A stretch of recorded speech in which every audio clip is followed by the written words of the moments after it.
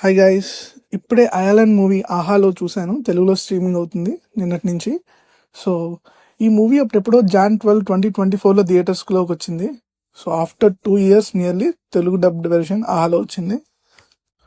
2 hours 30 minutes run time ఉన్న ఈ మూవీని కంప్లీట్ చేయడానికి నాకైతే 2 టైమ్స్ పట్టిందండి. అది కూడా చాలా ఫార్వర్డ్ చేసుకుంటూ చూసుకొనొచ్చాను.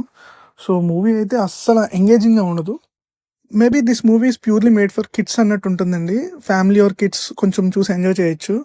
బట్ మనం ఈ రీసెంట్‌గా మంచి వీఎఫ్ఎక్స్ ఉన్న స్కైఫై ఫిల్మ్స్ లైక్ 'కొత్తలోక', 'కల్కి' ఇలాంటి ఫిలిమ్స్ చూసి బాగా ప్రిపేర్ అయిన మన మైండ్ సెట్ ఈ మూవీని యాక్సెప్ట్ చేయడానికి కొంచెం టైం పడుతుంది. మూవీలో వీఎఫ్ఎక్స్ సీన్స్ కొంతవరకు బాగానే ఉన్నా, అంటే ఆ బడ్జెట్‌కి బాగానే ట్రై చేసినా చాలా వరకు చాలా వరకు ఆర్టిఫిషియల్‌గా ఉన్నట్టు తెలుస్తుంది. మనకది నచ్చకపోవచ్చు అంతా. బట్ ఒక ఏలియన్ క్యారెక్టర్ని మూవీ అంతా కూడా ఫుల్ టైం లెంత్లో ఒక రెండర్ చేయడం అనేది తక్కువ బడ్జెట్లో it's not a normal thing. But బాగానే పుల్అప్ చేశారు. అండ్ దెన్ మూవీ 'కోయి మిల్ గయేకి' చీప్ కాపీలా ఉంటుందండి.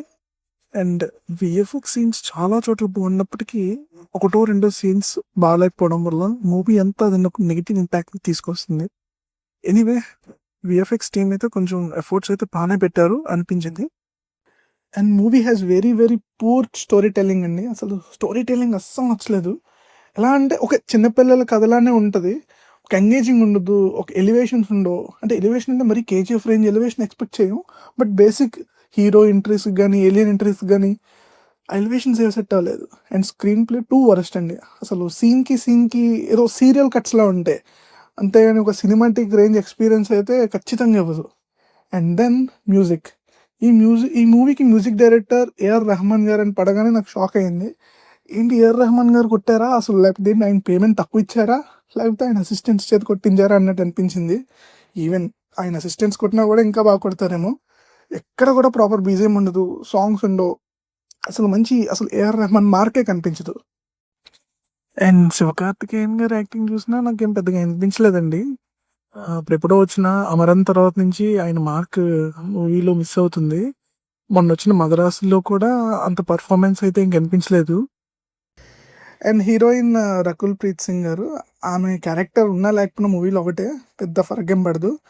అండ్ కామెడీ వర్కౌట్ అయింది. యోగ్ బాబు గారు ఉన్నారు కాబట్టి కొంచెం కామెడీ అయితే ఫైన్ పర్లేదు, వర్కౌట్ అయింది. అండ్ మోర్ ఓవర్ ప్లాట్ విషయానికి వచ్చేసరికి, సో అంతరిక్షంలో నుంచి ఒక గ్రహం నుంచి ఒక రాయి వచ్చి భూమిలో పడుతుందండి. ఆ భూమి మీద పడ్డ రాయితో ఒక విలన్ ఎక్స్పెరిమెంట్స్ చేస్తాడు.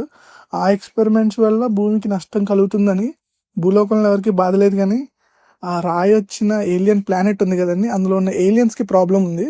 సో అందులో వన్ ఆఫ్ ద ఏలియన్ భూమి మీదకి వచ్చి ఛాలెంజెస్ ఫేస్ చేస్తుంది.